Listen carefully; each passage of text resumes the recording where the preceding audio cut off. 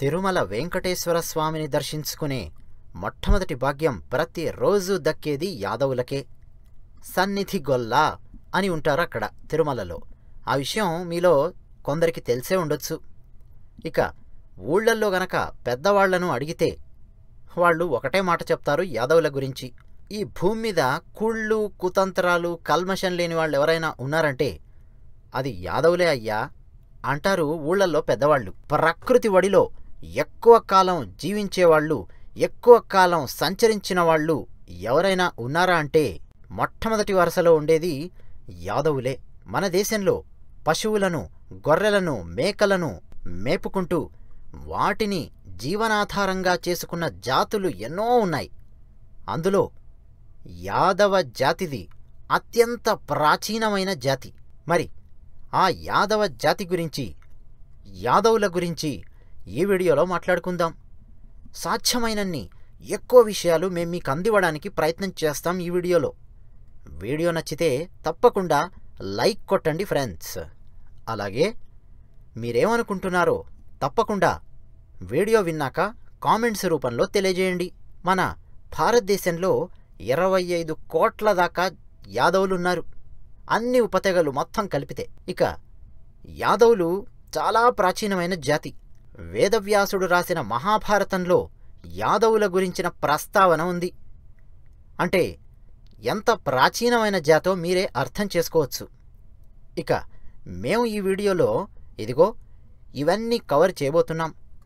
మొట్టమొదటిది యయాతిరాజు చరిత్ర, అలాగే దేవయానికి సంబంధించిన కాస్త చరిత్ర. వీళ్ళిద్దరే యదువు గారి తల్లిదండ్రులు కాబట్టి వీళ్ళిద్దరి గురించి చూద్దాం.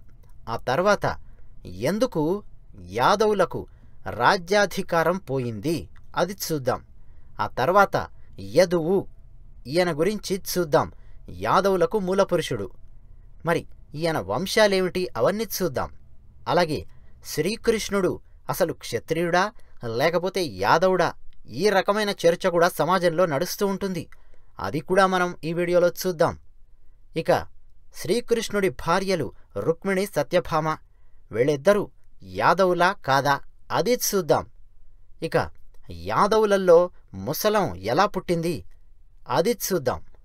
అంతేకాకుండా మధ్యయుగాలలో యాదవుల చరిత్ర ఏమిటి, అప్పుడున్న వంశాలేమిటి అదంతా చూద్దాం. అంతేకాదు ఎక్స్ట్రాగా చాలా విషయాలు మేము మీకు చెప్తాం. యాదవులు చేయాల్సిన కర్తవ్యం ఏమిటి అది కూడా చివర్లో చెప్పి ఈ వీడియోను ముగిస్తాం. ఇన్ని విషయాలు మేము మీకు కవర్ చేయబోతున్నాం. శుక్రాచార్యుడి భార్య పేరు జయంతి. వీళ్ళిద్దరికీ ఒక కుమార్తె ఉంది, ఆమె పేరు దేవయాని. అయితే శుక్రాచార్యుడు ఆశ్రమంలో భార్య కూతురుతో కలిసి జీవిస్తూ ఉండేవాడు. ఆయనకు శిష్యులుండేవాళ్ళు, రాక్షసులు ఎంతో మంది ఆయన దగ్గరకు వచ్చి చదువుకునేవాళ్ళు, ఎందరికో ఆయన విద్యాదానం చేస్తూ ఉండేవాడు. ఈ కాలం భాషలో చెప్పాలంటే వెపన్ డిజైనింగ్, అంటే ఆయుధాలను తయారు చేయడం, రాక్షసులు యుద్ధం కోసం ఎలాంటి ఆయుధాలు తయారు చేయాలి అది కూడా ఆయన సలహాలు ఇచ్చేవాడు. ఆయన దగ్గర ఎన్నో శక్తులుండేవి. అయితే ఎప్పుడైనా సరే రాక్షస రాజులు వాళ్ళకేమైనా అవసరం వచ్చినా లేదా ఏదైనా యజ్ఞాలు యాగాలు చేయించాలన్నా శుక్రాచార్యుణ్ణి పిలుస్తూ ఉండేవారు. అలా శుక్రాచార్యుడు ఒక్కోసారి కొందరు రాక్షస రాజుల దగ్గరికెళ్ళి నెలల తరబడి, సంవత్సరాల తరబడి వాళ్ళ దగ్గర ఉండాల్సిన అవసరం వచ్చేది. అది ఆ రాజుల అవసరం కోసం వాళ్ళు పిలిస్తే వెళ్ళేవాడు. అలా ఒకసారి వృషపర్వుడు అనే ఒక రాక్షస రాజు శుక్రాచార్యుణ్ణి, ఈ గురువుగారిని ఆహ్వానించాడు తన రాజ్యానికి. శుక్రాచార్యుడు ఆయన భార్య కూతురుతో కలిసి ఆ రాజ్యంలో ఉంటూ ఆ రాక్షస రాజుకు ఏమేం సలహాలు ఇవ్వాలో ఆ సలహాలు ఇస్తూ, ఆయన అవసరాలేమిటో కనుక్కొని దానికి సంబంధించిన యజ్ఞాలు యాగాలు చేయిస్తూ అక్కడున్న వాళ్లకు విద్యాదానం చేస్తూ ఉన్నాడు. అయితే రాక్షసులు అనగానే మీరు చెడ్డవాళ్ళు అని అనుకోవాల్సిన అవసరం లేదు. అందరూ రాక్షసులు చెడ్డవాళ్ళు కాదు. రాక్షస అనేది ఒక జాతి అంతే. ఈ రాక్షస రాజు వృషపర్వునికి ఓ కూతురుంది. ఆమె పేరు శర్మిష్ఠ. ఈ దేవయాని శర్మిష్ఠ ఇద్దరు క్లోజ్గానే ఉండేవారు, ఫ్రెండ్స్గా ఉండేవారు. ఒకసారి ఈ శర్మిష్ఠ, ఆమె చెలికత్తెలు, అలాగే దేవయాని వీళ్ళందరూ కలిసి వనవిహారం కోసం అడవికెళ్లారు. అక్కడ జలక్రీడల కోసమని ఒక సరస్సు కనిపిస్తే ఆ సరస్సులో దిగారు. కాసేపు ఈత కొట్టారు. ఈ లోపల పెద్ద సుడిగాలొచ్చి వాళ్ళ చీరలన్నీ కలిసిపోయాయి. దానివల్ల బయటికొచ్చిన తర్వాత చూసుకోకుండా ఒకరి చీరను ఒకరు కట్టుకున్నారు. అంటే దేవయాని చీరను శర్మిష్ఠ, శర్మిష్ఠ చీరను దేవయాని చుట్టేసుకున్నారు. అక్కడ నువ్వు ఎక్కువ అంటే నేను ఎక్కువ అని వాదోపవాదాలు జరిగాయి. నేను గురువుగారి కూతుర్ని, శుక్రాచార్యుడి కూతుర్ని, నా శారీ నువ్వు కట్టుకుంటావా అని దేవయాని. మీ నాన్న గురువైతే ఏమిటి, మా మీద ఆధారపడి బతుకుతున్న ఒక బ్రాహ్మడు శుక్రాచార్యుడు, మేము లేకపోతే అసలు నువ్వెక్కడున్నావు, ఈ టైపులో శర్మిష్ఠ. ఇద్దరు. ఇక ఎవరు కరెక్టు ఎవరు తప్పు అనేది చెప్పలేము, ఎవరు ప్రారంభించారనేది కూడా చెప్పలేం. కానీ వాదోపవాదాలు జరిగాయి ఇద్దరి మధ్యలో. ఆ వాదోపవాదాలు జరిగినప్పుడు శర్మిష్ఠ కోపం వచ్చింది. అసలే రాజుగారి కూతురు కదా, పక్కన చెలికత్తెలు కూడా ఉన్నారు. దేవయానిని అక్కడే ఉన్న అడవిలో ఉన్న ఒక పాడుబడిన నూతిలోకి తోసేసి ఇంటికెళ్ళిపోయింది శర్మిష్ఠ. ఇక దేవయాని ఆ బావిలో పడి మొత్తానికి ఆ బావి లోపలికి వేలాడుతున్న ఒక చెట్టు తీగను పట్టుకొని, ఆసరాగా పట్టుకొని అలా వేలాడుతోంది బావి లోపల. ఎవరైనా వస్తారేమో అని అరుస్తోంది రక్షించమని. ఈ లోపల వేట కోసం ఆ అడవికి యయాతి అనే ఒక రాజు వచ్చాడు. ఆ రాజుగారు విన్నారు. విని దేవయానిని మొత్తానికి ఆ నూతిలో నుంచి బయటికి తీశాడు. ఈ యయాతి గొప్ప మహారాజు, నహుషుని కుమారుడు. ఇక ఈ యయాతి సింహాసనాన్ని అధిష్ఠించి పరిపాలిస్తూ ఉన్నాడు. ఎన్నో సంవత్సరాలుగా ఆయన చక్రవర్తిగా భూమండలాన్ని పరిపాలించాడు. గొప్ప రాజు, గొప్ప గొప్ప పుణ్య కార్యాలు చేశాడు, గొప్ప గొప్ప దానాలు చేశాడు, ధర్మాలు చేశాడు, యజ్ఞాలు యాగాలు ఎన్నో చేస్తూ వస్తున్నాడు. అయితే ఈ యయాతి ఈమెను రక్షించి ఆయన తిప్పలాయన ఆయన రాజ్యానికి వెళ్ళిపోయాడు. ఆ తర్వాత దేవయాని మాత్రం నేను ఇంటికెళ్ళను అని ఆ వృషపర్వుడున్నాడు కదా రాజుగారు, ఆయన రాజ్యం లోపలికి అడుగు పెట్టకుండా ఆ అడవిలోనే కూర్చొని నా తండ్రి ఇక్కడికి రావాలి, నేను రాజ్యంలోకి అడుగు పెట్టను అని అక్కడే కూర్చుంది. మొత్తానికి శుక్రాచార్యుడు ఏమైంది, కూతురు ఎక్కడికెళ్ళింది, ఇంకా రాలేదేమిటి అని మొత్తానికి వెతుక్కుంటూ అడవికొచ్చాడు. చూశాడు కూతుర్ని. ఏమైంది అంటే, ఇదిగో ఇలా నన్ను శర్మిష్ఠ బావిలో తోసేసి వెళ్ళిపోయింది, నాకు అవమానం జరిగింది, ఇక నేను ఆ రాజ్యంలోకి రాను అని చెప్పింది. దాంతో శుక్రాచార్యుడు కూడా మరి నా కూతురికి అవమానం జరిగితే నాకు కూడా అవమానం జరిగినట్టే కదా, నేను కూడా ఏం వెళ్ళనమ్మా ఆ రాజ్యంలోకి అని చెప్పి ఆయన శుక్రాచార్యుడు భార్యను కూతురు దేవయానిని తీసుకొని ఆ రాజ్యం వదిలేసి వెళ్ళిపోసాగాడు. ఈ విషయం రాజుగారు వృషపర్వుడు రాక్షస రాజు కదా, ఆయనకు తెలిసింది. తెలిసి వెంటనే మంది మార్బలాన్ని వెంటబెట్టుకొని వచ్చాడు. ఆ అడవికొచ్చి శుక్రాచార్యుడి దగ్గరకొచ్చి క్షమించండి అని వేడుకున్నాడు. దానికి శుక్రాచార్యుడు నా కూతురికి అవమానం జరిగింది, మేము మీ రాజ్యంలో ఉండలేము, మమ్మల్ని వదిలేసేయి అన్నాడు శుక్రాచార్యుడు. కానీ వృషపర్వుడు కాళ్ల మీద పడి వేడుకొని మీరు ఏం శిక్ష విధించినా సరే నేను స్వీకరిస్తాను, కానీ దయచేసి మీరు మాత్రం ఇలా వెళ్ళిపోకండి, ఇలా వెళ్ళిపోతే మా రాక్షస వంశమే నాశనం అయిపోతుంది, మీరున్నంతవరకే మాకు రక్ష అని ప్రార్థిస్తాడు ఆ రాజు శుక్రాచార్యుణ్ణి. అప్పుడు శుక్రాచార్యుడు నేనేమి శిక్షించను, ఇబ్బంది పడింది నా కూతురు కాబట్టి నా కూతురు ఏం శిక్ష విధిస్తే ఆ శిక్ష స్వీకరించండి, ఆమె క్షమిస్తే సరే అంటాడు. ఇక దేవయాని అసలే బావిలోకి తోసేసి వెళ్ళిపోయింది కదా శర్మిష్ఠ తనని. ఆ కోపంతో దేవయాని ఏం చెప్పిందంటే, ఈ శర్మిష్ఠ నాకు దాసిగా ఉండాలి, నాకు దాస్యం చెయ్యాలి, అలా గనక ఒప్పుకుంటే అప్పుడు నేను మీ రాజ్యంలో ఉంటాను అంటుంది. దానికి ఇక శర్మిష్ఠ సరే నేను నీకు దాసిగా ఉంటాను అని ఒప్పుకుంటుంది. ఇక అప్పటినుంచి శర్మిష్ఠ దేవయానికి దాసిలాగా ఉంటుంది. ఇక శర్మిష్ఠ రాజుగారి కూతురు దాసిగా ఉందంటే ఆమెకున్న దాసీజనులు కూడా దేవయానికి దాస్యం చేస్తూ ఉంటారు. ఇక దేవయాని ఆర్డర్స్ వేస్తూ ఉంటుంది, శర్మిష్ఠ పాటిస్తూ ఉంటుంది. ఇలా నడుస్తుంటే మళ్ళీ ఓ రోజు వనవిహారంలో అదే రాజు యయాతి గారు వేటకొస్తారు. యయాతిని దేవయాని చూస్తుంది. చూసి నువ్వు ఆ రోజు నన్ను బావిలో నుంచి బయటికి రక్షించావు కదా, అప్పుడు నువ్వు నా చేయి పట్టుకొని బయటికి లాగావు అంటే పాణిగ్రహణం జరిగినట్టే, కాబట్టి నన్ను పెళ్లి చేసుకో అంటుంది దేవయాని. అయితే ఈ యయాతి కొంచెం తటపటాయిస్తాడు. ఎందుకు, ఈమె శుక్రాచార్యుడి కూతురు, బ్రాహ్మణుడి కూతురు, నేను క్షత్రియుణ్ణి. అప్పుడున్నటువంటి రూల్స్ ప్రకారం, ఇప్పుడు పక్కన పెట్టండి, ఇప్పుడంటే ఇంటర్ కాస్ట్ మ్యారేజ్లు, ఇంటర్ రిలీజియన్ మ్యారేజ్లు, అలాగే అమెరికా అమ్మాయిని ఇండియా అబ్బాయి పెళ్లి చేసుకోవడం, ఇలాంటివి చాలా నడుస్తున్నాయి. కానీ మేం చెప్తున్నది 8-9 వేల సంవత్సరాల క్రితం. అప్పుడు ఊహించుకోండి పరిస్థితి ఎలా ఉంటుందో. ఇంటర్ కాస్ట్ మ్యారేజ్లు అనేవే ఊహించడానికి వీల్లేదు, అలాంటి కాలం అది. ఇక అప్పుడు యయాతి అంటాడు, నేను క్షత్రియుణ్ణి, నువ్వు బ్రాహ్మణురాలివి, నేను నిన్ను ఎలా పెళ్లి చేసుకుంటాను?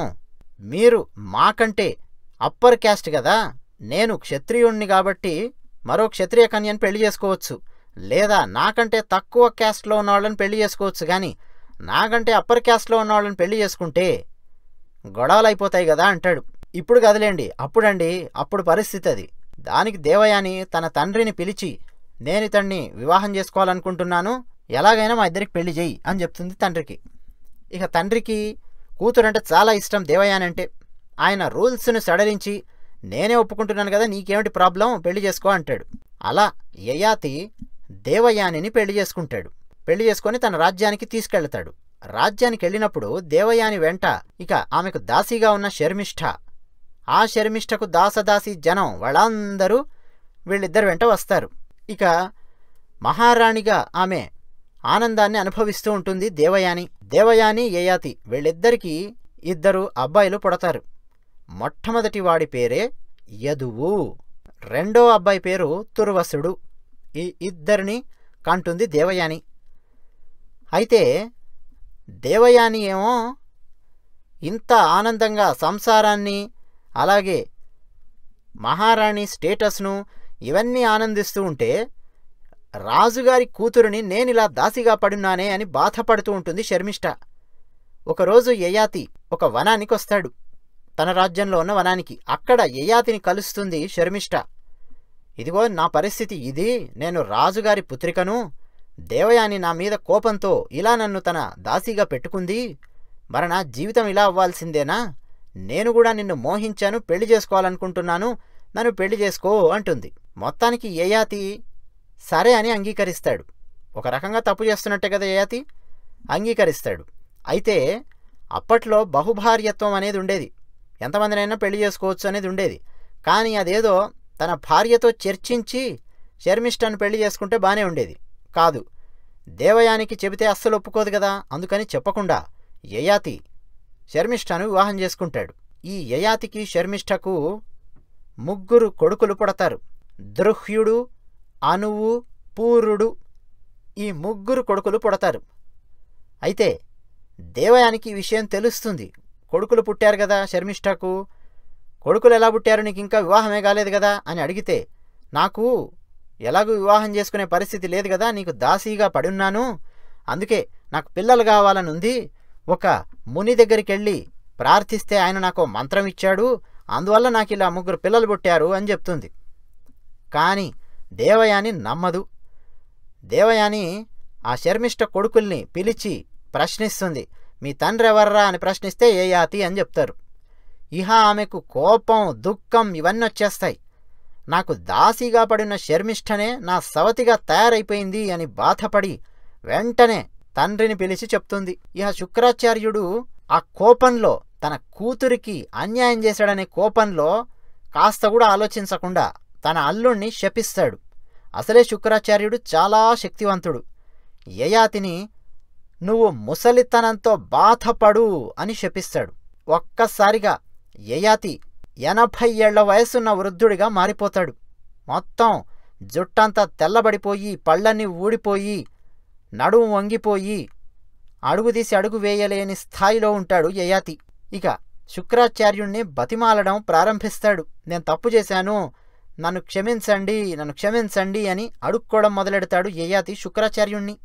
ఇక శుక్రాచార్యుడు కూడా కాస్త ఆలోచించి, సరే, నీ ముసలితనాన్ని ఎవరైనా సరే, నీ కుమారుల్లో ఒక్కరైనా సరే ఇప్పుడు నేనిచ్చిన శాపాన్ని తీసుకోవడానికి రెడీగా ఉంటే నిన్ను మళ్ళీ నార్మల్ ఎలా ఉన్నావో ఇంతకుముందు అలాగే చేస్తాను.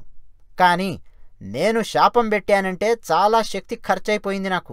ఒకసారి ఆలోచించుకో, ముసలితనం నీ కుమారుల్లో ఎవరైనా సరే తీసుకోవాలి. అప్పుడు మాత్రమే నువ్వు ఇప్పుడు యంగ్గా ఎలా ఉన్నావో, ఎనర్జెటిక్గా, బలంగా అలాగే ఉంటావు, ఆలోచించుకో అని చెప్తాడు. ఇహ అప్పుడు యయాతి సరే చూద్దామని తన కుమారులందరినీ పిలిచి ప్రశ్నిస్తాడు. ముందు పెద్ద కుమారుడు యదువు, ఆయనను పిలిచి ప్రశ్నిస్తాడు.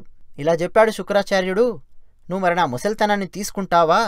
నాకింకా ఈ రాజ్యం మీద మమకారం చావలేదు, ఇంకా నేను ఆనందించాల్సినవి, నేను అనుభవించాల్సినవి ఎన్నో ఉన్నాయి. అవన్నీ అనుభవించాక, ఆనందాలన్నీ చవి చూశాక, ఈ రాజ్యంలో నేను కొంత చేసేదున్నది, అవన్నీ చేశాక అప్పుడు మళ్ళీ నేను ముసలితనాన్ని స్వీకరిస్తాను. అప్పటి వరకు నువ్వు నా ముసలితనాన్ని స్వీకరిస్తావా అని ప్రశ్నిస్తాడు. యదువు వెంటనే నో అని చెప్తాడు. నేను స్వీకరించను అంటాడు యదువు. దాంతో కోపం వచ్చి శాపం పెడతాడు. ఒక రకంగా శాపం అనడం కంటే కోపంగా, ఇదిగో వీలునామా ఇలా రాశాడు అని అర్థం చేసుకోవచ్చు ఈ రోజుల్లో. అయితే ఏమంటాడంటే, యదువు నీకు రాజ్యాధికారాన్ని నేను ఇవ్వను, నువ్వు పెద్ద కొడుకు కదా, నా తర్వాత సింహాసనం మీద నువ్వు కూర్చోవాలి కదా, నేనిప్పుడు నిన్నొక కోరిక కోరాను, అది నువ్వు కాదన్నావు కాబట్టి నేను కూడా నా హక్కును వాడి చెప్తున్నాను, నువ్వు ఈ సింహాసనం మీద కూర్చోవద్దు. అలాగే నీ వంశస్థులెవ్వరికీ రాజ్యార్హత లేదు, వాళ్ళు శాశ్వతంగా పోగొట్టుకుంటున్నారు అని చెప్తాడు. ఇక యదు ఏం మాట్లాడాలో చూస్తూ ఉంటే యయాతి అంటాడు, నా మాట కాదని ఎవరైనా రాజ్యం చేపట్టినా సరే వాళ్ళు రాణించరు. మీరందరూ అంటే నువ్వు నీ వంశం వాళ్ళందరూ పశువులు మేపుకుంటూ బతకండి అని శాపం పెడతాడు యయాతి. రెండో కుమారుణ్ణి పిలుస్తాడు. నువ్వు తీసుకుంటావా అని అడిగితే నేను తీసుకోను నీ ముసల్తనాన్ని అంటాడు. దాంతో యయాతి అయితే నువ్వు నీ వంశం వాళ్ళు కిరాతులైపోండి అని శపిస్తాడు. ఆ తర్వాత మూడో కుమారుడు దృహ్యుడు అతన్ని పిలిచి అడుగుతాడు. అతడు కూడా నో అంటాడు. అయితే మీ వంశం వాళ్ళందరూ జలం ఎక్కడైతే ఉంటుందో, నదులు, సముద్రాలు, ఆ ప్రదేశాలలో అక్కడ రాజులై బతకండి, పడవలు నడుపుకుంటూ బతకండి అని చెప్తాడు. ఆ తర్వాత నాలుగో కుమారుడు అనువు అతన్ని పిలిచి అడుగుతాడు, నువ్వు తీసుకుంటావా నా ముసల్తనం అని. లేదు లేదు నేను తీసుకోను, ఇంత యంగ్ అండ్ ఎనర్జెటిక్ బాడీ ఉంది నాది, నేను నా 6 ప్యాక్ బాడీని నీకిచ్చేసి నీ వృద్ధాప్యాన్ని నేను అనుభవిస్తానా, అనుభవించను అంటాడు ఈ నాలుగో కొడుకు అనువు. దాంతో యయాతి కోపం వచ్చి అయితే నీ వంశంలోని వాళ్ళందరూ యవ్వనంలోనే మరణిస్తారు అని శాపం పెడతాడు. అంటే అంత కోపంలో ఉన్నాడన్నమాట యయాతి. ఇక చెట్ట చివరి కుమారుడు ఐదో వాణ్ణి పిలుస్తాడు. పూరుడు అతని పేరు. ఎవరి పూరుడు? శర్మిష్ఠ కుమారుల్లో చిట్ట చివరివాడు. ఆయన్ని పిలిచి అడుగుతాడు, మరి నువ్వు తీసుకుంటావా అని. పూరుడు వెంటనే ఒప్పుకుంటాడు. తప్పకుండా తీసుకుంటాను నాన్నగారు, ఇవ్వండి మీ ముసలితనం, మీ శాపాన్ని నేను తీసుకుంటాను, నా యవ్వనాన్ని మీరు తీసేసుకోండి అంటాడు. ఇక అప్పుడు యయాతికి చాలా ఆనందం కలుగుతుంది. బాబు 1 సంవత్సరం 2 సంవత్సరాలు కాదు, నాకిష్టం వచ్చినంత కాలం నేను ఇలాగే ఉంటాను యవ్వనంగా, అప్పటి వరకు ముసలితనం ఆ శాపాన్ని నువ్వు అనుభవిస్తావా మరి అంటాడు.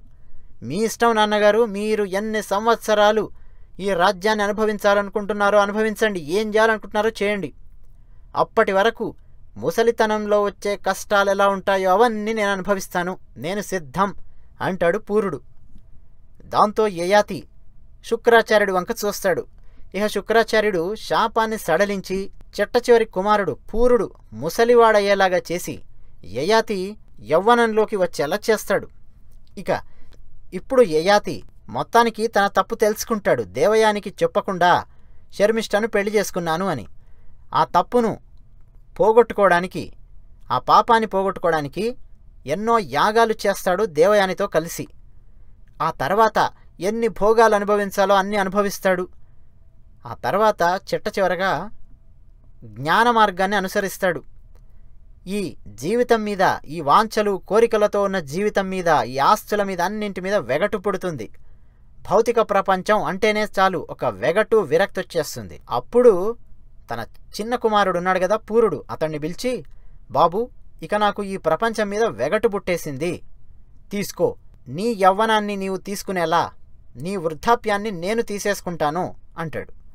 అలా పూరుడి నుంచి మళ్ళీ వృద్ధాప్యాన్ని తీసుకొని యయాతి పూరుణ్ణి సింహాసనం మీద కూర్చోబెడతాను అని ప్రకటిస్తాడు. అప్పుడు రాజ్యంలో ఉన్న వాళ్ళందరూ లేదు లేదు యదువే పెద్ద పుత్రుడు కదా, యదువుకే రాజ్యాధికారం అప్పగించాలి అంటారు. కానీ యయాతి ఒప్పుకోడు. నేను ఎట్టి పరిస్థితుల్లోనూ యదువుని రాజుగా చెయ్యను. ఆల్రెడీ నేను శాపం పెట్టేశాను. నా 4 కుమారులకు రాజ్యార్హత ఇక్కడ లేదు. ఈ రాజ్యాన్ని పరిపాలించే హక్కు పూరుడికి మాత్రమే ఉంది అంటాడు యయాతి. ఇక ఎవరు మాట్లాడరు. మొత్తానికి యయాతి పూరుణ్ణి సింహాసనం మీద కూర్చోబెట్టి ఆ తర్వాత అడవికెళ్ళి తపస్సు చేసుకుంటాడు. ఇదిగో ఈ పూరుడు ఉన్నాడు కదా, పురు అంటారు సాంస్క్రిట్లో.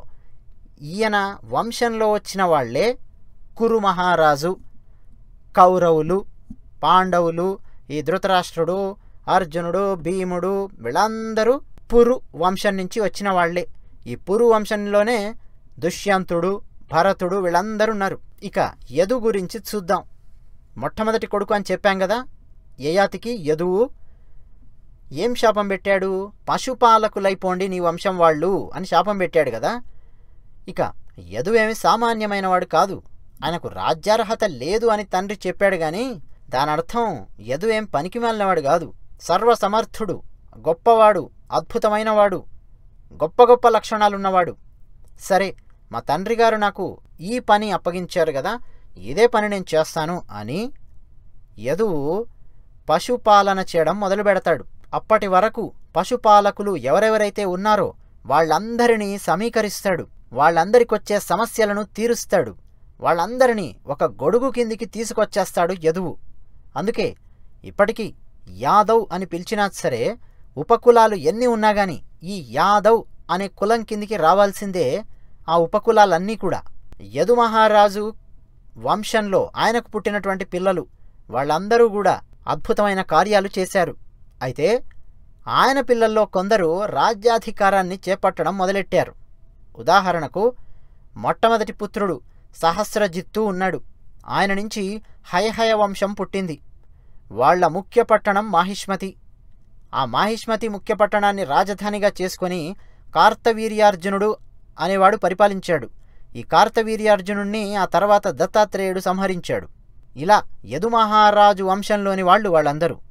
ఇక యదుమహారాజు రెండవ పుత్రుడి పేరు క్రోష్ఠువు. అలాగే ఈయన వంశంలో విదర్భుడు అని ఒక ఆయన ఉన్నాడు. యదువు వంశంలో ఆయనే కింగ్ ఆఫ్ విదర్భ అయ్యాడు. విదర్భ రాజు అయ్యాడు. ఇప్పుడు విదర్భ మహారాష్ట్రలో ఉంది. ఇక మరో కొడుకు, యదువు గారి మరో కొడుకు నుంచి వచ్చిన వాళ్ళు ఛేది వంశం వాళ్ళయ్యారు. ఛేది వంశానికి చెందినవాడే శిశుపాలుడు. కింగ్డమ్ ఆఫ్ ఛేది అని గనక మీరు టైప్ చేసినా గూగుల్లో మీకు దొరికిపోతుంది. అలాగే భోజవంశం, వృష్ణి వంశం, అంధక వంశం, గాల్ వంశీ, నందవంశీ, ఇలా రకరకాల వంశాలన్నీ వచ్చాయి యదువు నుంచి. అంటే ఆయన పుత్రులు, ఆయన పుత్రులలో శ్రేష్ఠులైన వాళ్ళు, అలాంటి వాళ్ళ నుంచి ఒక్కొక్క వంశం మొదలయ్యిందన్నమాట.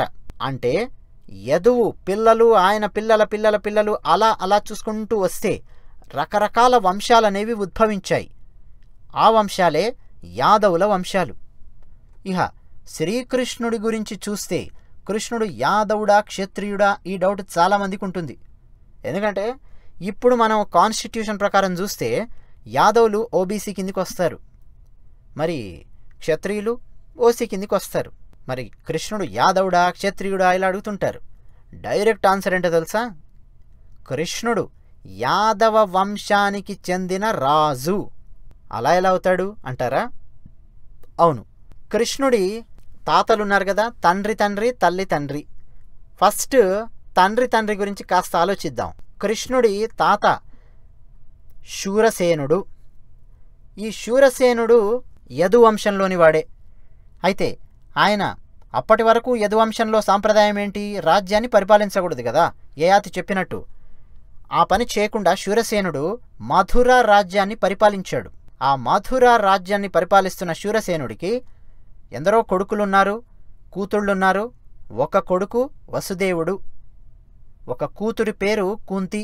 పృథ ఆమె ఒరిజినల్ పేరు కుంతి. ఈ వసుదేవుడు శూరసేనుడి కొడుకు. శూరసేనుడు రాజ్యం పరిపాలించాక వృద్ధుడైపోయాక వసుదేవుడిని పిలిచి, నాయనా నువ్వు రాజ్యం చెయ్యి అని చెప్తాడు. అయితే వసుదేవుడు మాత్రం రాజ్యం చేయడు. ఎందుకంటే మా పూర్వీకుడైన యయాతి ఒక శాసనం చేశాడు కదా. శాపం అనుకోండి, శాసనం అనుకోండి, విల్ అనుకోండి, ఏమైనా అనుకోండి, నేను యయాతి చెప్పిన దాన్ని పాటిస్తాను, నేను రాజ్యాన్ని పాలించను, మధుర రాజ్యాన్ని అని వసుదేవుడు అన్నాడు. మరి నువ్వు రాజ్యాన్ని పరిపాలించకపోతే ఎలా అయ్యా? మీ నాన్న శూరసేనుడు వృద్ధుడైపోయాడు, ఇప్పుడు పరిస్థితి ఏంటి అంటారు అక్కడున్న మంత్రులు. అప్పుడు వసుదేవుడు ఏమంటాడంటే, మిగతా వాళ్ళు ఉంటారు కదా యాదవుల్లో, మిగతా వంశాలు చాలా ఉన్నాయి, అందులో ఎవరైనా సరే ఒక శ్రేష్ఠుడు తాను రాజ్యం చేయడానికి సిద్ధంగా ఉంటే నా రాజ్యాన్ని మొత్తం అతడికి ధారపోస్తాను, నేను మాత్రం సైడుకిలా మంత్రిలాగా కూర్చుంటాను, పూర్తిగా రాజ్యం వదిలేసేం వెళ్ళను, సైడుకి అలా కూర్చుంటాను, మంత్రిలాగా ఉండి సలహాలు ఇస్తాను, రాజుగారు అప్పగించే పనులు నేను చేస్తాను, రాజ్యం నాదే అయినప్పటికీ నేను రాజ్యాన్ని పాలించను, ఎవరైనా ఉంటే చెప్పండి మంచి శ్రేష్ఠుడు అని అడుగుతాడు వసుదేవుడు. ఎవరైనా ఇలా అంటారండి? ముఖ్యమంత్రి అయ్యే అవకాశం వచ్చింది, నేను ముఖ్యమంత్రిగా ఉండను, నేను పక్కన ఒక ఆర్థిక శాఖ మంత్రిలా కూర్చుంటాను అని ఎవరైనా అంటారా? అది అందులోనూ యంగ్ అండ్ ఎనర్జెటిక్గా ఉన్న వసుదేవుడు లాంటి వాడు అన్నాడు వసుదేవుడు. అందుకే అలాంటి గొప్పవాడు కాబట్టి ఆయన కడుపున కృష్ణుడు పుట్టాడు. ఇక ఎవరున్నారు అంటే భోజ వంశంలో ఉగ్రసేనుడు అని ఒక ఆయన ఉన్నాడు, ఆయనను తీసుకురండి అని చెప్పారు. సరే అని ఆ భోజ వంశంలో ఉన్న ఉగ్రసేనుణ్ణి తీసుకొచ్చి తన రాజ్యాన్ని, మధుర రాజ్యాన్ని మొత్తం ఉగ్రసేనుడికి అప్పగించి వసుదేవుడు ఒక మంత్రిలాగా ఉంటాడు. ఇక వసుదేవుడు రోహిణి అనే ఆమెను పెళ్లి చేసుకుంటాడు. ఆయనకు పిల్లలు పుట్టరు ఎన్నేళ్ళు అయినా కానీ. అప్పుడు కొందరు సలహా ఇస్తారు, మరో అమ్మాయిని పెళ్లి చేసుకో, మరో అమ్మాయిని పెళ్లి చేసుకో అన్నా కానీ చేసుకోవడానికి సిద్ధంగా ఉండడు వసుదేవుడు. కానీ ఆ టైంలో ఉగ్రసేనుడు ఉన్నాడు కదా రాజుగా, ఉగ్రసేనుడిని ఎవరు పెట్టారు? వసుదేవుడే పెట్టాడు. ఆ ఉగ్రసేనుడు అంటాడు, నేను నా కొడుకు ఇద్దరు కూడా చాలాసార్లు నీ గురించి అనుకున్నాము, నువ్వు మా దేవకికి పర్ఫెక్ట్గా సూట్ అవుతావని, నీకు రెండో భార్యగా ఉంటుంది, మా కూతుర్ని పెళ్లి చేసుకో అంటాడు ఉగ్రసేనుడు.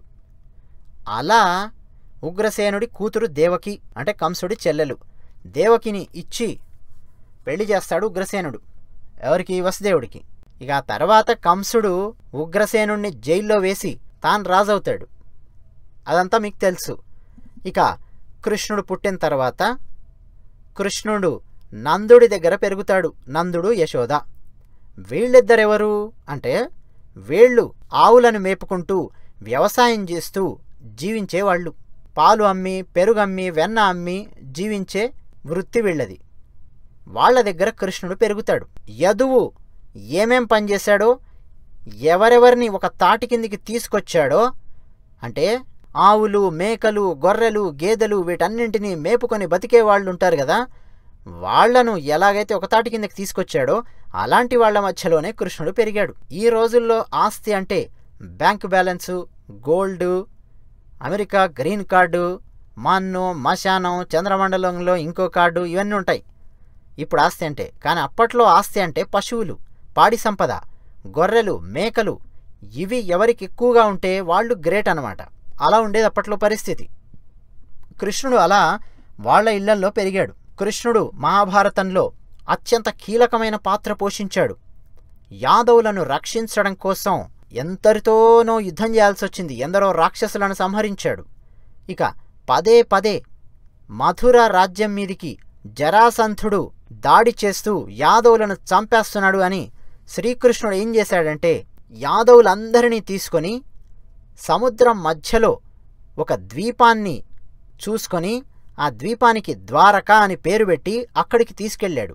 వాళ్ళందరినీ రక్షించి అక్కడ వాళ్ళని ఉంచాడు శ్రీకృష్ణుడు.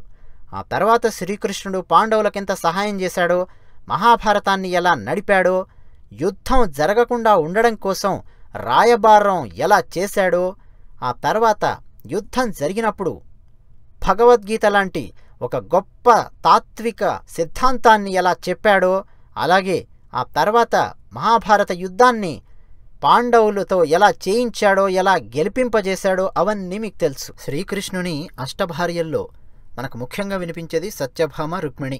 వీళ్ళిద్దరి పేర్లు. వీళ్ళిద్దరూ యాదవులా అని ప్రశ్నిస్తే ఎస్, వీళ్ళిద్దరూ యాదవులే. సత్యభామ తండ్రి సత్రాజిత్తు, ఆయన యాదవ వంశానికి చెందినవాడు. అలాగే రుక్మిణి తండ్రి విదర్భ రాజు. వాళ్ళందరూ కూడా యాదవ వంశానికి చెందిన వాళ్లే. ఈ యాదవులలో ముసలం అంటారు. ముసలం ఎలా పుట్టింది అది చూస్తే మహాభారత యుద్ధం అయిపోయి ఒక 36 సంవత్సరాలు గడిచింది. 36 సంవత్సరాలు ధర్మరాజు పరిపాలిస్తూ ఉన్నాడు. మిగిలిన వాళ్ళందరూ సామంతరాజులుగా ఉన్నారు ధర్మరాజుకు. ఒకరోజు మొత్తం ఆకాశంలో ఉత్పాతాలు కనిపిస్తూ ఉన్నాయి, బయట సుడిగాలులొస్తున్నాయి, అపశకునాలు కనిపిస్తూ ఉన్నాయి. ప్రకృతి ఉగ్రమైన స్వరూపాన్ని ధరించి చూపిస్తోంది జనాలకు. ఇసక వచ్చి పడుతోంది ఎక్కడ్నించో, దుర్వాసన వస్తోంది, ఎన్నో అపశకునాలు కనిపిస్తున్నాయి. ఆ సందర్భంలో ధర్మరాజు అంటాడు, ఆయన మౌనంగా పూజాగదిలో కూర్చొని, యాదవులు ఎందుకో నశించిపోతున్నారని అనిపిస్తోంది అంటాడు ధర్మరాజు. ఇదంతా మహాభారతంలో ఉంది. మహాభారతం మౌసల పర్వం. యాదవులల్లో ఎలా ముసలం పుట్టిందో చెప్పడానికి మహాభారతంలో వేదవ్యాసుడు ఎక్స్క్లూజివ్గా ఒక పర్వాన్నే రాశాడు. దాని పేరు మౌసల పర్వం. ముసలం. ముసలం అంటే రోకలి. సరే, మిక్సీలు గ్రైండర్లు వచ్చాక చాలామందికి రోకలి అంటే తెలియడం లేదు, కానీ ఇదిగో ఈ ఫోటోలో పెడుతున్నాం చూడండి, ఇది రోకలి. ధర్మరాజు అలా అన్నాడు కదా. ఎందుకు అలా అన్నాడు అంటే, అంతకుముందు కొన్ని సంవత్సరాల క్రితం జరిగింది. సరే, సినిమాలలో టీవీ షోలలో మనకు యాదవులు ముసలం పుట్టిన వెంటనే చనిపోయారు అన్నట్టు చూపిస్తూ ఉంటారు, కానీ కాదు. కొన్ని సంవత్సరాల క్రితం జరిగిన సంఘటన ఏంటంటే, శ్రీకృష్ణుడు ద్వారకలోకి తీసుకొచ్చి యాదవులను అక్కడ పెట్టి, వాళ్ళ గోవులను అక్కడ పెట్టి, పర్వతాలున్నాయా నదులున్నాయా అన్నీ చూసుకొని వాళ్లకు ఇల్లు కట్టించి, అలాగే అందరూ కలిసిమెలిసి ఆనందంగా ఆటపాటలతో ఉన్నారు. సంపదలొచ్చి పడ్డాయి, డబ్బొచ్చి పడింది, కీర్తి ప్రతిష్టలొస్తున్నాయి. వాళ్ళ జోలికి ఎవడైనా వస్తే చితక్కొట్టడానికి శ్రీకృష్ణుడున్నాడు, బలరాముడున్నాడు, సాత్యకి లాంటి గొప్ప వీరులున్నారు, యాదవ వీరులు. ఇక ఒకానొక స్థాయి వచ్చేసరికి కొందరికి అహంకారం పెరిగింది. అందరికీ కాదు, కొందరికి ఉంటారు కదా, ప్రతి దేశంలోనూ ప్రతి సమాజంలోనూ. అలా అయ్యింది పరిస్థితి. వినాశకాలే విపరీత బుద్ధి అంటారు కదా, అది పరిస్థితి. శ్రీకృష్ణుడు ద్వారకలో ఉన్నాడు, పరమాత్ముడు అని ఎందరో శ్రీకృష్ణుడిని దర్శించుకోవడానికి వస్తున్నారు. నరకాసురుడి బాధ పడినప్పుడు ఇంద్రుడొచ్చాడు, ఎవరెవరో వస్తున్నారు ద్వారకకు. విఐపీలు వివిఐపీలు అందరూ ద్వారకకు వస్తున్నారు. ఎందుకంటే అందరికంటే పెద్ద వివిఐపి శ్రీకృష్ణుడు అక్కడ ఉన్నాడు కాబట్టి సహాయం కోసం వస్తున్నారు, ఆయనను దర్శించుకోవడం కోసం వస్తున్నారు, వచ్చి వెళుతున్నారు. ఇదంతా చూసి కూడా వీళ్లకు ఒక రకంగా మేమే గొప్ప, మిగిలిన వాళ్ళందరూ మాకంటే తక్కువ అనే ఫీలింగ్ కొందరికి కలిగింది. ఒకరోజు నారదుడు, కణ్వుడు, విశ్వామిత్రుడు ఇలాంటి ఋషులు ద్వారకకు వచ్చారు శ్రీకృష్ణుడిని దర్శనం చేసుకుందామని. సముద్రంలో స్నానం చేశారు, శుచిగా రెడీ అయ్యి శ్రీకృష్ణుడిని ఉదయమే వెళ్ళి దర్శనం చేసుకుందాము అని అలా వీధుల్లో నడిచొస్తున్నారు. గడ్డాలు పెంచుకొని ఉంటారు కదా ఋషులంటే. ఇహ యాదవులలో కొందరు చూశారు, ముఖ్యంగా కుర్రాళ్ళు, యువకులు. వీళ్ళు గొప్పవాళ్ళు కాదురా, వీళ్ళ దగ్గర శక్తులు లేవు, ఏమీ లేవు, మహత్యాలు లేవు, ఏమీ లేవు, ఇలా గడ్డాలు పెంచుకొని తిరుగుతూ ఉన్నారు, వీళ్ళ సంగతి ఏంటో తేలుద్దాంరా అని కొద్దిమందికి ఇలాంటి దుర్బుద్ధి పుట్టింది. సాధారణంగా అలాంటి దుర్బుద్ధి ఉండేది కాదు. యాదవులు అంటే మహాభక్తులు, డిసిప్లైన్ ఉన్నవాళ్ళు. ఏమైనా కృష్ణుడు ఒక మాట చెప్పాడంటే వింటారు. అంతటి గొప్ప డిసిప్లైను, అంత గొప్ప భక్తి, ధర్మము. ఇలాంటి వాళ్లకు ఇలాంటి దుర్బుద్ధి పుట్టింది. అంటే మహాత్ములను, జ్ఞానులను చూసి వాళ్లతో చులకనగా మాట్లాడడం. ఏం చేశారంటే, సాంబుడు అనే ఒక యువకుడిని తీసుకున్నారు. ఈ సాంబుడు ఎవరంటే శ్రీకృష్ణుడి కొడుకే. శ్రీకృష్ణుడికి జాంబవతికి పుట్టిన కొడుకు. ఈ సాంబుడికి లేడీ గెటప్ వేశారు, స్త్రీ గెటప్. స్త్రీవేషం వేసి పొడవుగా పెద్దగా కడుపు దగ్గర ఇంత మూట పెట్టారు, బట్టల మూట. గర్భవతిలాగా, ప్రెగ్నెంట్ లేడీలాగా వాడు ఆపసోపాలు పడుతున్నట్టు వస్తున్నాడు. పక్కనున్న వాళ్ళందరూ ఎంకరేజ్ చేస్తున్నారు. అతన్ని తీసుకొచ్చి ఈ ఋషుల ముందు నించోబెట్టారు. ఋషుల దగ్గరకు వచ్చి, ఇదిగోండి ఈమె నిండు గర్భిణి, ఇక ప్రసవించబోతోంది, ఈమెకు ఆడపిల్ల పుడుతుందా మగపిల్లాడు పుడతాడా చెప్పండి అని అడిగారు పక్కనున్న యువకులు. అంటే ఒక రకంగా కామెడీ చేయడం అన్నమాట ఋషులతో. ఋషులకు చాలా కోపం వచ్చింది. వెంటనే అన్నారు వాళ్ళు ఆ కోపంలో, వీడు ఆడపిల్ల కాదు, వీడు సాంబుడు, శ్రీకృష్ణుడి కొడుకు, మాకు తెలుసు. మేము ఎవరని మీరు అనుకుంటున్నారు? పరాచకాలాడతారా మాతోని? వీడికి ఆడపిల్ల మగపిల్లాడు కాదు, వీడి కడుపు నుంచి ముసలం పుడుతుంది, ఆ ముసలమే మీ యాదవ వంశాన్ని నాశనం చేస్తుంది. ఒక్క బలరాముడు కృష్ణుడు తప్ప ఈ ద్వారకలో ఉన్న యాదవులందరూ ఆ ముసలంతో మరణిస్తారు. ఇక బలరాముడు కూడా తన శరీరాన్ని యోగమార్గం ద్వారా వదిలేస్తాడు. జరా అనే ఒక రాక్షసి ఒక బోయవాడిలో ప్రవేశిస్తుంది. ఆ బోయవాడు బాణంతో కొడతాడు శ్రీకృష్ణుణ్ణి. అలా ఆయన కూడా అవతారం సమాప్తి చేస్తాడు అని తీవ్రంగా శాపం పెడతారు. ఇక శాపం పెట్టిన తర్వాత కృష్ణుని మొహం ఎలా చూస్తారెళ్ళి? కృష్ణుని చూడలేక, కృష్ణుని దర్శించుకోకుండా వెనుదిరిగి వెళ్ళిపోతారు మహర్షులు. కృష్ణుడికి ఈ విషయం తెలుస్తుంది, కాని సైలెంట్గా ఊరుకుంటాడు. కృష్ణుడితో పాటు ఇంకా చాలామంది పెద్దవాళ్ళు ఉంటారు కదా, కృష్ణుడి తల్లిదండ్రులు ఉన్నారు, ఇంకా చాలామంది ఉన్నారు. వాళ్ళందరూ బాధపడతారు. యాదవ వంశం నాశనం కావడానికి ముసలం పుడుతుంది అని ఋషులు శాపం పెట్టారా? ఇదా పరిస్థితి, ఏం చేయాలి అని బాధపడుతుంటే కృష్ణుడు మనం ఏం చేయగలము, వదిలేయండి, ఊరుకోండి అంటాడు. ఇక ఈ కామెడీ చేశారే వీళ్ళందరూ పిల్లలు, యువకులు, వాళ్ళందరినీ తిట్టడానికి కొట్టడానికి వస్తూ ఉంటారు కొందరు పెద్దలు. కృష్ణుడు వాళ్ళందరినీ కూడా ఆపుతాడు. వద్దొద్దు, పిల్లల్నేమీ అనకండి, ఏదో జరగాల్సింది జరిగింది అంటాడు. నిజానికి కృష్ణుడికి తెలుసు కదా, కృష్ణుడి సంకల్పం లేనిదేం జరగదు.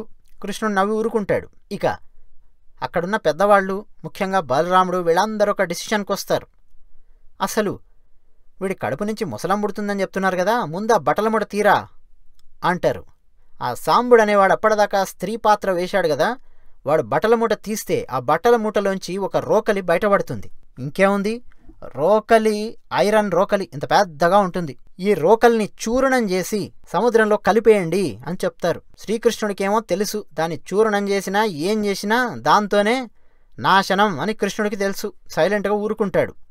ఇక పెద్దవాళ్ళు, బలరాముడు, వీళ్ళందరూ ఆర్డర్ వేసేసరికి ఆ రోకల్ని తీసుకెళ్లి సముద్ర తీరంలో ఉండే రాళ్ల మీద అరిగించి కరిగించి సముద్రంలో కలిపేస్తారు. చూర్ణాన్ని పొడి పొడి కింద, రేణువుల కింద కొట్టి పడేస్తారు సముద్రంలో. ఇక ఆ చూర్ణం సముద్రంలో ద్వారకలో వేశారు కదా, అక్కడి నుంచి అది ప్రయాణం చేసి ప్రభాస తీర్థం అంటారు, ప్రభాస్ అంటారు. ఆ ప్రభాస తీర్థం దగ్గరికి వచ్చి సెటిల్ అవుతుంది. నొరగలాగా వచ్చి సెటిల్ అయిపోతుంది ఆ చూర్ణం. ఇక ఇప్పుడు మీరు ద్వారకా నుంచి ప్రభాస వెళ్ళాలంటే 4-5 గంటలు పడుతుంది, 5 hours బస్సులో వెళ్తే. ఇక దీంతో పాటు గాంధారి కూడా శాపం పెడుతుంది శ్రీకృష్ణుడికి. నువ్వు నిలబడి నా కుమారులందరూ చనిపోయేలా చేశావు, నా వంశం మొత్తం నాశనం అయిపోయేలా చేశావని శ్రీకృష్ణుడికి శాపం పెడుతుంది గాంధారి. నీ వంశం కూడా త్వరలో నశిస్తుంది అని శాపం పెడుతుంది. శ్రీకృష్ణుడు ఆమెను ఏమీ అనడు, ఒక్క మాట కూడా అనడు. నేనొచ్చి రాయబారం చేశాను కదమ్మా, అంత చెప్పాను కదా, మీ వాళ్ళు ద్రౌపది చీరలాగారు, ఇవన్నీ ఏం మాట్లాడాడు కృష్ణుడు. సరే అమ్మ మంచిది అని వచ్చేస్తాడు. ఇక ఇలా గాంధారి శాపం అలాగే మునుల శాపం ఈ రెండూ కలిశాయి. ఒకరోజు సముద్ర పూజ చేద్దాము అని యాదవులందరూ బయలుదేరతారు. బయలుదేరి ప్రభాస క్షేత్రం దగ్గరికి వస్తారు. అక్కడ సముద్ర పూజ చేసి ఆ తర్వాత ఎవరికో తాగాలి అని అనిపిస్తుంది. ఒకరు తాగాలి అనే వరకు మరొకరు తాగి వాళ్లల్లో వాళ్లే గొడవలు పడి ఒకరినొకరు కొట్టుకొని మరణిస్తారు. ఆ కొట్టుకోవడం కూడా వెదురు దుబ్బులు ఉంటాయి, వాటితో కొట్టుకుంటారు. అవన్నీ ఎలా మొలిచాయి అంటే, వీళ్ళు ముసలాన్ని అరగదీసి సముద్రంలో కరిగించారు కదా, అది రేణువులు రేణువులుగా వచ్చి ప్రభాస క్షేత్రంలో సెటిల్ అయ్యి సముద్ర తీరం వెంట అక్కడ గడ్డి, ఒక రకమైన గడ్డిలాగా అది మొలిచి ఉంటుంది. ఆ గడ్డి, రెల్లు గడ్డి కర్రలతో ఒకరినొకరు కొట్టుకొని మరణిస్తారు. ఇహ బలరాముడు యోగ మార్గంలో తన శరీరాన్ని చాలిస్తాడు. శ్రీకృష్ణుడు కూడా అదే ప్రభాస క్షేత్రంలో ఒక దగ్గర అడవిలో పడుకొనుంటాడు. బోయవాడు బాణం వేస్తాడు, కృష్ణుడి బొటనవ్రేలికొచ్చి తగులుతుంది. ఆ బోయవాడికి తెలీదు అక్కడ కృష్ణుడున్నాడని. ఏదో జింక కదులుతోంది చెట్ల మధ్యలో అనుకుంటాడు. అలా కృష్ణుడు తన అవతారాన్ని చాలిస్తాడు. అంటే కురుక్షేత్ర సంగ్రామం జరిగిన 36 సంవత్సరాల తర్వాత ముసలం పుట్టి యాదవులు తమలో తాము కొట్టుకొని చనిపోతారు ద్వారకాలో. మహాభారతంలో ఈ మౌసల పర్వం గనక చదివితే మీకు బాధ కలుగుతుంది. మేమింకా చాలా కట్ చేసి చిన్నగా చెప్పాం, ఒక రకంగా చెప్పాలంటే చాలా దారుణంగా ఉంటుంది. ఇక వీళ్ళు మరణించిన వారం రోజుల తర్వాత సముద్రం ఉప్పొంగి ద్వారకాను ముంచేస్తుంది, నీళ్లలో కలిసిపోతుంది ద్వారక. ఇది జరుగుతుంది. ఇదంతా ముసలం గురించి. ఫ్రెండ్స్, మరి యాదవుల సంస్కృతి గనక చూస్తే యాదవులకు మాత్రమే 15 దాకా ప్రదర్శన కళలున్నాయి. గొప్ప సంస్కృతి, వారసత్వ సంపద ఉంది. కురుమలున్నారు, గొల్లలున్నారు, వాళ్లకు అద్భుతమైన సంగీతం ఉంది, నృత్యం ఉంది, ఒగ్గు కథ, మందహెచ్చు కథ, అలాగే బైకానివారు, గొల్ల భాగవతులు, గొల్లసుద్దులు, తప్పెటగుళ్ళు, గొల్ల దాసరులు, కొమ్ములవాళ్ళు, దేవీనోళ్లవాళ్ళు, ఇలా ఎందరో ఉన్నారు. ఉపకులాలు ఉన్నాయి. వాళ్ళందరూ కళల మీద ఆధారపడి బతికేవాళ్ళున్నారు. కాటమరాయుడు మీరు వినే ఉంటారు. యాదవ రాజు అయిన ఆ కాటమరాజు చరిత్ర ఒక సాహసోపేతమైన చరిత్ర. దాన్ని పాడుతూ ఉంటారు ఎందరో యాదవులు. ఇక ఆ తర్వాత గనక మీరు చూస్తే మధ్యయుగాలలో, అంటే దాదాపు ఇయర్ 900 నుంచి గనక మీరు గమనిస్తే దేవగిరి రాజులున్నారు, యాదవులు వాళ్ళు. విదర్భ రాజవంశం ఉంది, చేది రాజవంశం, కురుష రాజవంశం, దాసరణ, అవంతి, ద్వారక, కుంతి, సౌరాష్ట్ర, హైహయ, మాలవ, అనర్త, మథుర, మైసూరు, నేపాలు, మరాఠా, అలాగే కాటమరాయన్ రాజవంశం, మైసూర్ కింగ్డమ్, నేపాల్, ఇలా ఎన్నో చోట్ల యాదవ రాజులు పరిపాలించారు రాజ్యాన్ని. ఇక మీరు గనక చరిత్రను గనక గమనిస్తే రాబర్ట్ స్వెల్ అనే ఒక పండితుడు మైసూరు సంస్థానం గురించి, అలాగే హోయసాలుల గురించి ఆయన చరిత్రను అధ్యయనం చేసి అందులో కొందరు యాదవ వంశం వాళ్ళు అని చెప్పాడు. జేఎన్ సింగ్ యాదవ్ అని ఒక ప్రముఖ చరిత్రకారుడున్నాడు. ఆయన కూడా యాదవులకు సంబంధించిన చరిత్రపై రీసెర్చ్ చేశాడు. కర్ణాటకలోని ముదిగెర తాలూకాలో చాలా చోట్ల యాదవ రాజులు పరిపాలించినప్పుడు వాడిన కాయిన్స్ దొరికాయి పురావస్తు శాఖ వారికి. ఇక డాక్టర్ వి మాణిక్కం అని ఒక ఆయన మద్రాసులో పిహెచ్డి థీసిస్ సబ్మిట్ చేశాడు యాదవులకు సంబంధించిన చరిత్ర గురించి. ఒక రకంగా చూస్తే ఫ్రెండ్స్, చాలామంది యాదవులలో ఉపకులాలు ఇవన్నీ ఉన్నాయి మన దేశవ్యాప్తంగా. ఒక్కో చోట ఒక్కో రకంగా పిలుస్తూ ఉంటారు. గోపాలులు, గొల్లలు, సద్గోప, గౌర్, అహిర్, గౌడ, దుమలగౌడ, మధురపురియ గౌడ, నందగౌడ, కంచగౌడ, మగధగౌడ, లక్ష్మీనారాయణ గౌడ, జడేజా, రావత్, జాదవ్, కురుమగొల్లలు, కురుబగొల్లలు, కురుమ, కురుబ, ఇలా ఎన్నో ఉపకులాలున్నాయి. కానీ ఇవన్నీ కూడా యాదవ్ అనే ఒక అంబ్రెల్లా కిందికి రావాల్సినవే. ఇవన్నీ కూడా మన దేశంలో బ్రిటిష్ వాడొచ్చాక ఆర్య ద్రవిడ అని ఒక సిద్ధాంతాన్ని ప్రవేశపెట్టి ఉద్దేశ్యపూర్వకంగా వాడి రాజకీయ ప్రయోజనాల కోసం ఒక్కొక్కరిని విడదీయడం మొదలెట్టాడు. నీ కులం కంటే ఆ కులం గొప్పది, దానికంటే ఇది గొప్పది అని విడదీయడం మొదలెట్టాడు. ఎక్కువగా విడదీశాడు. అంటే ఉపకులాల మధ్య కూడా చిచ్చు పెట్టాడు బ్రిటిష్ వాడు. వాడు వెళ్ళిపోయిన తర్వాత కూడా ఇంకా అలాగే ఉంది. కానీ అది కరెక్ట్ కాదు.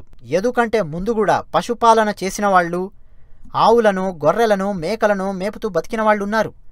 కానీ వాళ్ళందరినీ ఒక త్రాటి కిందికి తీసుకొచ్చాడు ఈ యదువు. ఆయన వచ్చిన తర్వాతే ఒక రకంగా ఐకమత్యం వచ్చిందని చెప్పొచ్చు. వాళ్ళందరి మధ్యలో వాళ్ళ సమస్యలన్నింటినీ ఆయన తీర్చాడు. అలా ఆయన పేరు చిరస్థాయిగా నిలబడిపోయింది. ఆయన పేరు మీదే యాదవులు యాదవులు అని పిలవడం మొదలయ్యింది. ఇక ఉత్తర భారతదేశానికి గనక మీరు వెళితే వాళ్ళు అంటూ ఉంటారు జై యాదవ్, జై మాధవ్ అంటూ ఉంటారు. యాదవ్ అనేది కులం, మాధవ్ అనేది కృష్ణుడి పేరు. మరి యాదవ జాతిలో శ్రీకృష్ణుడు ఒక ఆణిముత్యం. అందుకే జై యాదవ్, జై మాధవ్ అని పిలుస్తూ ఉంటారు. మీరు ఉత్తరప్రదేశ్లో మధురా దగ్గరికి గనక వెళితే వాళ్ళు రాధే రాధే అని పిలుస్తూ ఉంటారు. అంటే కృష్ణుడు ఒక్కడే దేవుడిక్కడ, ఈ మధురాలో ఇంకెవరూ లేరు, మనుషులు ఎవరైనా సరే ఆయన సేవకులే, మనమందరం రాధలాగా సేవ చేసేవాళ్ళం, ఆ ఉద్దేశంతో రాధే రాధే అని పిలుచుకుంటూ ఉంటారు. ఇక మధురా దగ్గర కానీ గుజరాత్ దగ్గర కానీ ఈ స్వాములు సన్యాసులు ఉంటారు కదా, కృష్ణ భక్తులు, వాళ్ళందరూ కూడా నమస్కారం పెడితే జై ద్వారకాధీష్ అని ఆశీర్వదిస్తూ ఉంటారు. ఇక కొందరైతే జై క్షత్రియ యదువంశీ అని ఆశీర్వదిస్తూ ఉంటారు. అన్నట్టు ఉత్తరప్రదేశ్ యాదవులలో జమీందారీ భూస్వామ్య వ్యవస్థలు కూడా చాలా ఉన్నాయి. భారతీ రియాసత్స్ అని, రూప్దానీ రియాసత్, గంగా జమున రియాసత్, ఇలా రియాసత్స్ అని ఉండేవాళ్ళు. వాళ్ళందరూ కూడా యాదవులే. అయితే ఫ్రెండ్స్, మేము టీ మిక్స్చర్ ఛానల్లో ఈ వీడియో పెట్టడానికి కారణం క్యాస్ట్ ఫీలింగులతో కాదు. ఏమో యాదవులతో మాకు సంబంధం ఉందో లేదో, మేము యాదవులం అయ్యుండొచ్చు, కాకపోయి ఉండొచ్చు, మా టీంలో కొందరు ఉండొచ్చు, ఉండకపోవచ్చు, కానీ ఒకే చోట యాదవులకు సంబంధించిన మైథాలజీని గనక మనం పెడితే యాదవులందరూ ఒకసారి వింటారు కదా, చూసుకుంటారు కదా అన్న ఉద్దేశ్యంతో ఇక్కడ ఈ టీ మిక్స్చర్ ఛానల్లో ఈ వీడియోను పెట్టడం జరిగింది. ఫ్రెండ్స్, ఈ వీడియో గనక మీకు నచ్చితే లైక్ కొట్టండి, తప్పకుండా ఈ వీడియోను చూడండి. మరోసారి ఈ వీడియోను గనక మీరు చూస్తే మరిన్ని విషయాలు మీకు తెలుస్తాయి. ఇక చిట్ట చివరగా ఒక్క విషయం చెప్పి ముగిస్తాం ఫ్రెండ్స్. తిరుమల అంటూ మేము ఈ వీడియోను ఓపెన్ చేశాం. తిరుమల అనే పదంతో ఎండ్ చేస్తాం. ఏంటంటారా? టీ మిక్స్చర్ ఛానల్లో ఆల్రెడీ మేము 4-5 నెలల క్రితం 2-3 వీడియోస్ పెట్టాం. అదేంటంటే తిరుమల తిరుపతి వెంకటేశ్వర స్వామి విషయంలో 1000 సంవత్సరాల క్రితం ఒక పెద్ద వివాదం వచ్చింది. ఆ వివాదాన్ని ఒక యాదవ రాజు ఒక మీటింగ్ పెట్టి అద్భుతంగా సాల్వ్ అవ్వడానికి సహాయం చేశాడు. ఆ వివాదం ఏంటి? ఆ వివాదాన్ని ఈనాటి రాజకీయ నాయకులలాగా గోలగోల రచ్చరచ్చ చేసి సమాజంలో అలజడి సృష్టించకుండా ఒక యాదవ రాజు అద్భుతంగా సాల్వ్ చేయడానికి ఎలాంటి అవకాశాన్ని కల్పించాడు, అది మీరు తెలుసుకోవాలంటే కింద డిస్క్రిప్షన్లో ఉన్న లింకుల్లో తెలుసుకోవచ్చు. అలాగే మొట్టమొదటి కామెంట్లో కూడా పిన్ చేసి పెట్టాం, తప్పకుండా మీరు అక్కడ క్లిక్ చేసి కూడా తెలుసుకోవచ్చు. యాదవులు సంస్కృతిని అద్భుతంగా పరిరక్షించారు. మీరు గనక గ్రామాలలో పెద్దవాళ్ళని ఎవరినైనా అడిగితే వాళ్ళు చెప్తారు, పశువులు కాయడానికి వెళ్ళిన వాళ్ళందరూ యువకులు కావచ్చు, వృద్ధులు కావచ్చు, ఎవరైనా సరే, గొర్రెలు కాసేవాళ్ళు కానీ, మేకలు కాసేవాళ్ళు కానీ, ఆవులు బర్రెలు కాసేవాళ్ళు, ఈ యాదవులు లేదా యాదవుల ఉపకులాల్లోని వాళ్ళు ఎవరైనా సరే కాయడానికి వెళితే అద్భుతంగా పాటలు పాడుతూ ఉండేవాళ్ళు. సినిమా పాటలు కాదండోయ్, తరతరాలుగా వాళ్ళు ఏ విధంగా సంస్కృతిని కాపాడారో చెబుతున్నాం. పద్యాలున్నాయనుకోండి, మీరు దానవీర శూరకర్ణ ఇలాంటి సినిమాలు, పాత సినిమాలు చూస్తే పద్యాలు వస్తాయి కదా. చెల్లియో చెల్లకో, జెండాపై కపిరాజు, ఇలా తెలుగులో ఉన్న ఎన్నో పద్యాలను అలవోకగా పాడుతూ ఉండేవారు పశువులు కాసుకునే గోపాలురు. అలా వాళ్ళు సంస్కృతిని పరిరక్షించారనే చెప్పొచ్చు. అద్భుతమైన సాంస్కృతిక పరిజ్ఞానం వాళ్ళ దగ్గరుండేది. వాళ్లలో చాలామంది ఒకప్పుడు చదువుకోకపోయినప్పటికీ అద్భుతంగా పద్యాలు పాడడం, పాటలు పాడడం వాళ్ళ జీవితంలో ఒక భాగం. ఇక యాదవుల కర్తవ్యం ఒకటుంది. అదేంటంటే శ్రీకృష్ణుడు వాళ్ళ ఆరాధ్య దైవం కాబట్టి కేవలం శ్రీకృష్ణుణ్ణి పూజించడం మాత్రమే కాదు, శ్రీకృష్ణుడు చెప్పిన భగవద్గీతను చదవడం, ఆ భగవద్గీతను అర్థం చేసుకోవడం, తర్వాతి తరాల వాళ్లకు అందించడం. అందరూ చదవలేకపోవచ్చు, అర్థం చేసుకోలేకపోవచ్చు చదివి, కానీ ఎవరైనా సరే తెలిసిన వాళ్ళు చెబుతుంటే వినడం, పూర్తి భగవద్గీత మీద ఒక పట్టు వచ్చేయాలి యాదవులు అనేవాళ్లకు. భగవద్గీత కృష్ణుడు ఏం చెప్పాడు, ఏం సిద్ధాంతం చెప్పాడు, అదంతా తర్వాతి జనరేషన్స్కు అందివ్వాల్సిన బాధ్యత ప్రతి భారతీయుడి మీద ఉంది. యాదవుల మీద ఎక్కువగా ఉందన్నది మా అభిప్రాయం.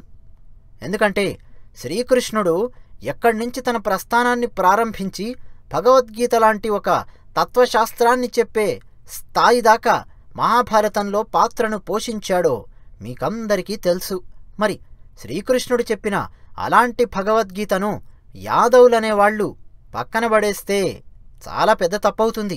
ప్రతి ఒక్కరూ ఎంత అడ్వాన్స్డ్ చదువులు చదువుకున్నా, ఏ దేశాలలో ఉన్నా సరే, తమ తర్వాతి తరాల వాళ్లకు భగవద్గీతను ఒక వారసత్వ సంపదగా, ఆస్తిలాగా అందివ్వాలి. ఎంత సంపాదించినా, ఎక్కడున్నా, ఎలాంటి పదవులు పోషించినా, ఎలాంటి పాత్రలు పోషించినా, ఎక్కడున్నా సరే యాదవులు ఖచ్చితంగా భగవద్గీత కొనుక్కోండి, భగవద్గీత మీ దగ్గర పెట్టుకోండి, చదవండి, తర్వాతి తరాల వాళ్లకు అందివ్వండి. ఇక వీడియో నచ్చితే లైక్, నచ్చకపోతే డిస్లైక్ కొట్టండి. అలాగే మీరేమనుకుంటున్నారో మీ కామెంట్స్ ద్వారా తెలియజేయండి. టీ మిక్స్చర్ ఛానల్కు సబ్స్క్రైబ్ అవ్వండి. ధన్యవాదాలు.